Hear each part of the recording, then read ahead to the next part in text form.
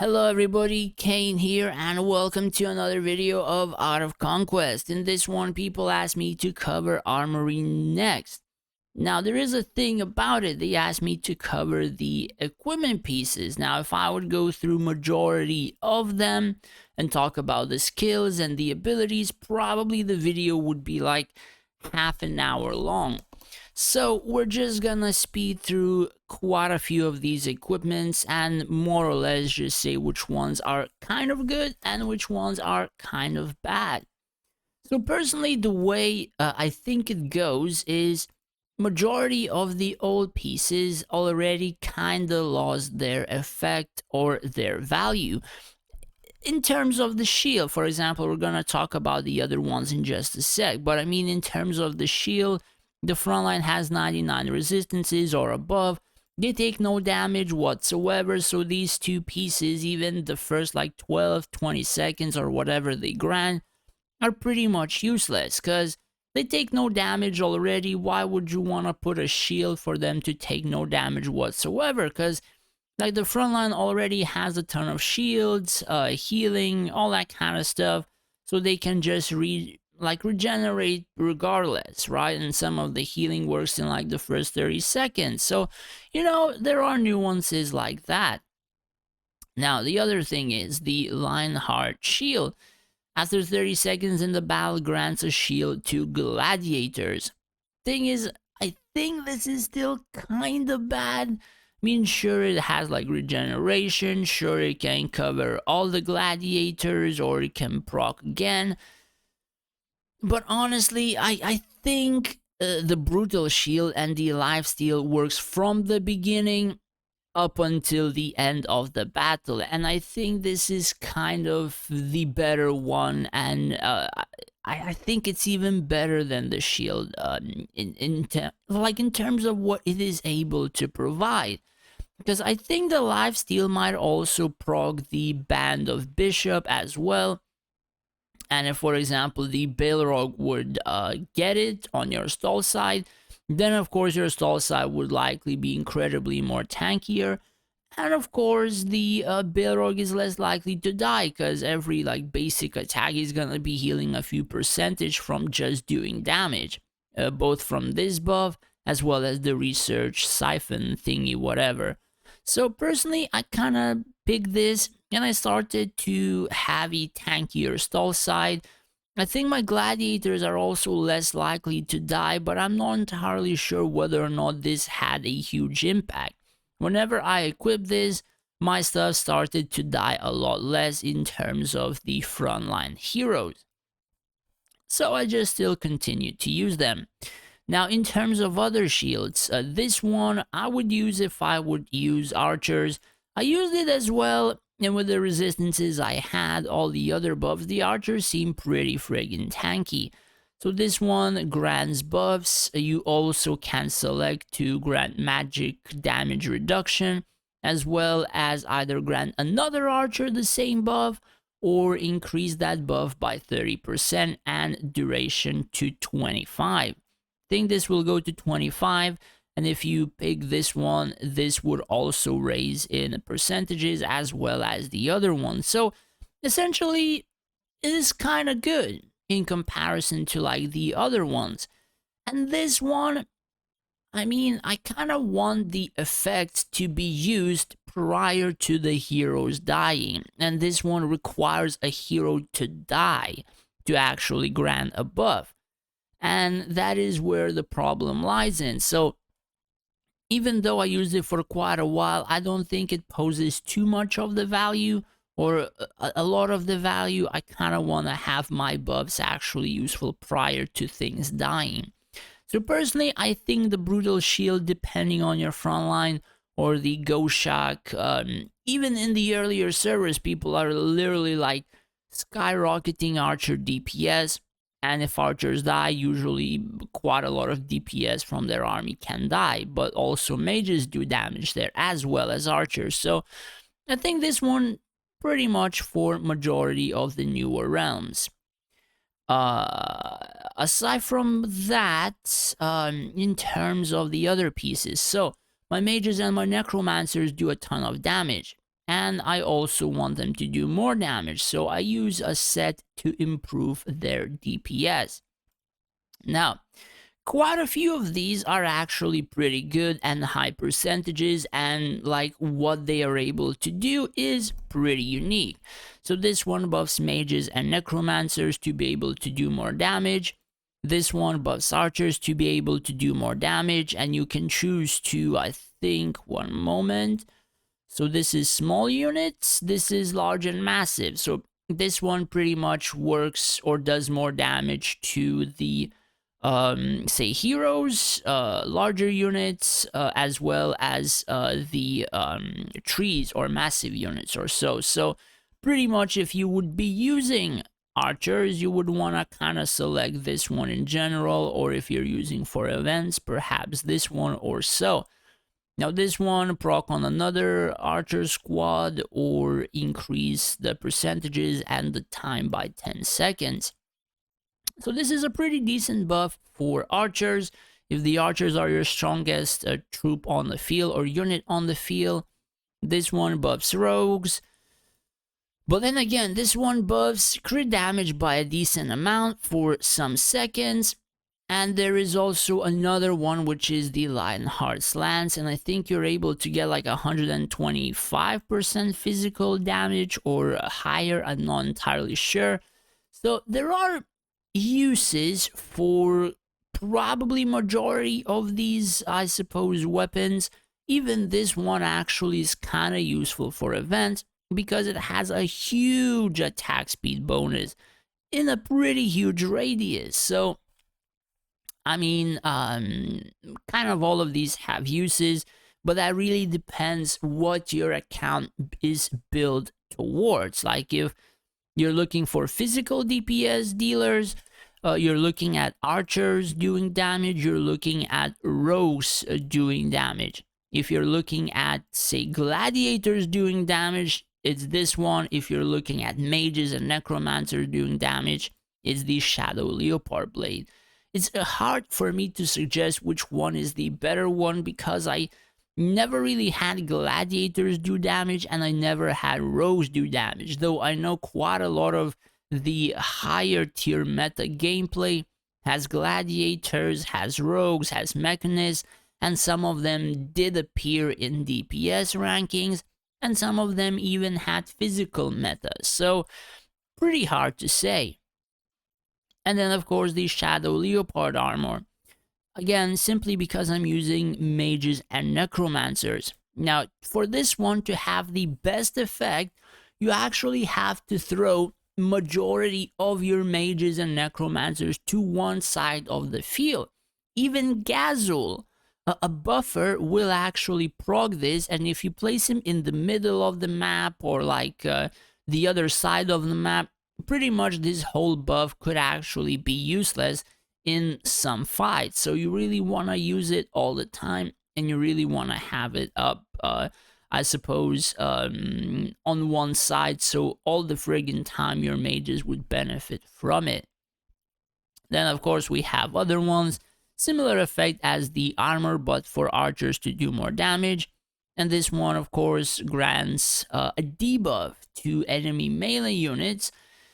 And then we have other stuff, which is like a debuff, it pushes them or grants some sort of debuff. Now the thing is, I mean, debuffing is pretty good, pushing is also pretty good, debuffing archers pretty good, but then again, I mean, the newer sets are kind of better in my own opinion. They can be more used than the older ones, and probably older ones have very, very, I suppose, very niche use that, again, strictly account based or so. Like these first three can actually be used in majority of the formations, builds, or whatever.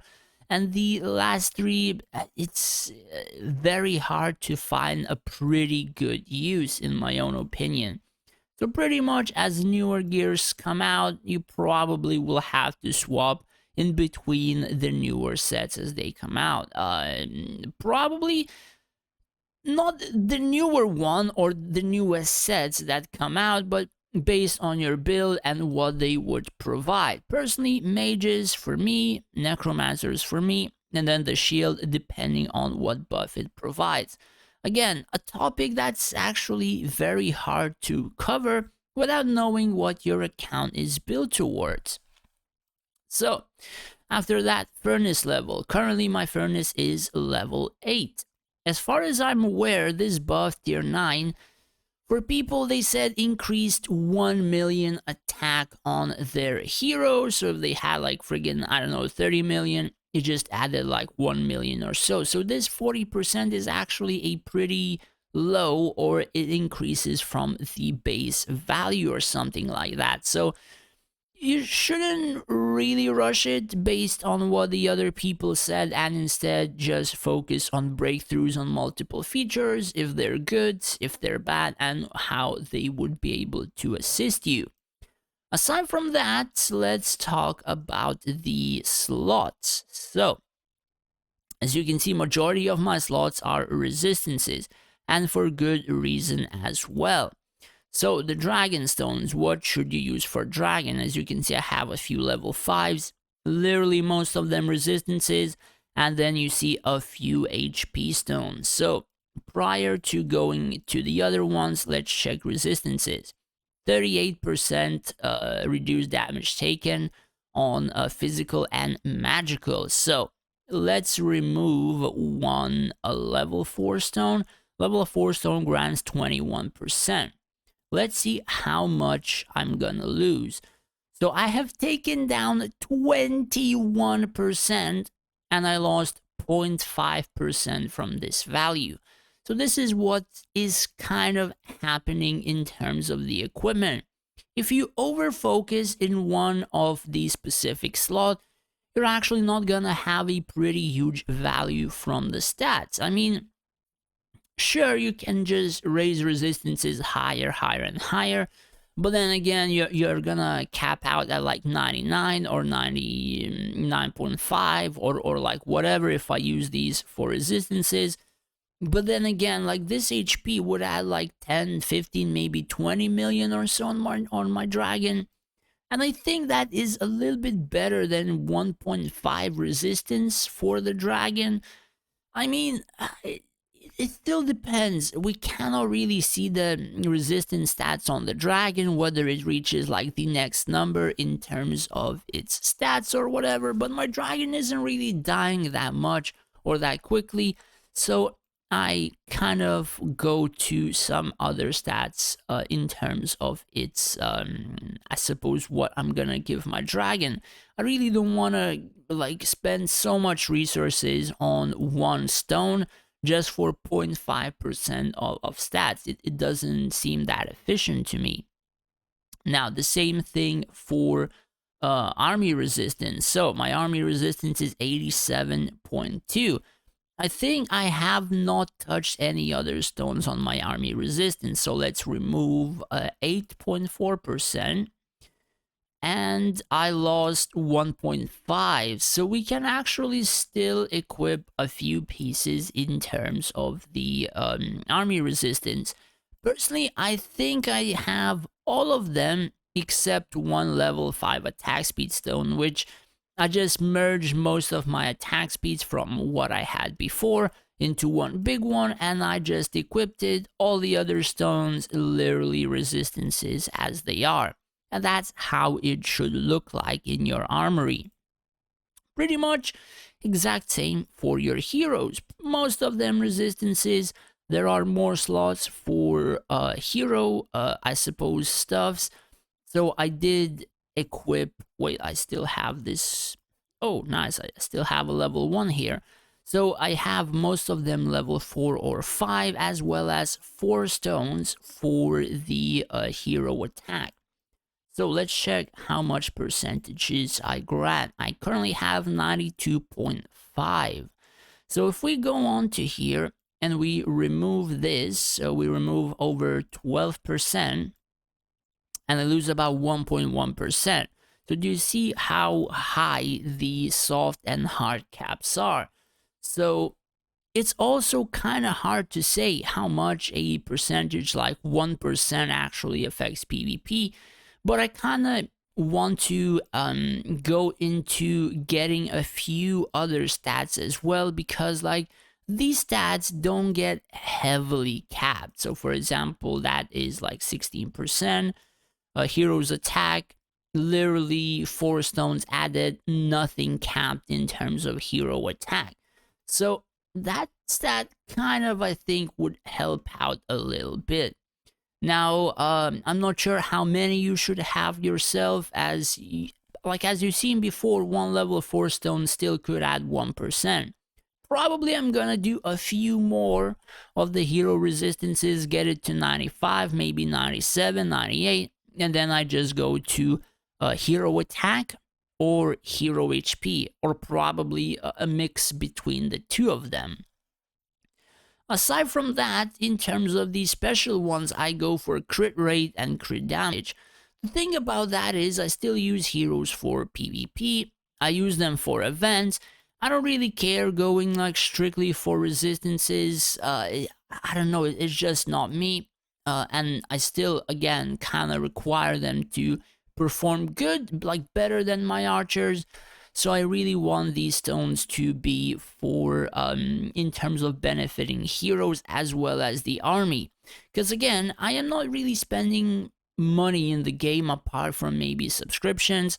So even the same thing for troops is actually pretty good, because again, I don't really have access to very high research very quickly, so going for buffing troops further will grant me easier Linari, because even in my own realm right now, some people are rather competing in events with me who overfocus the archers, the armies, or whatever, in comparison to my heroes. And there is also one more stone which I should cover, and that is the violet stone, the purple one for dragon. The only thing that you should be getting from this is pretty much the dragon critical resistance.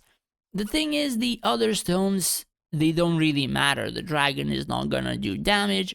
Evade chances is kind of fake at the moment. I mean, majority of the archers have like 400, 500 accuracy.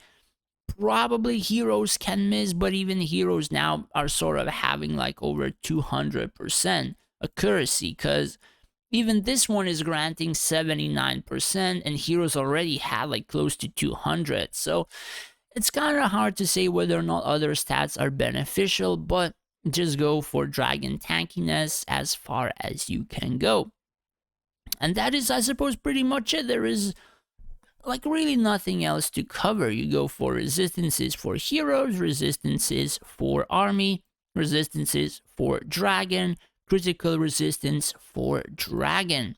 Aside from that, you can just go for some HP for the dragon, as well as you can see I have like 170%, as well as you can go for some hero attack. As you can see, 64%. But again, depends how much hero resistances you have.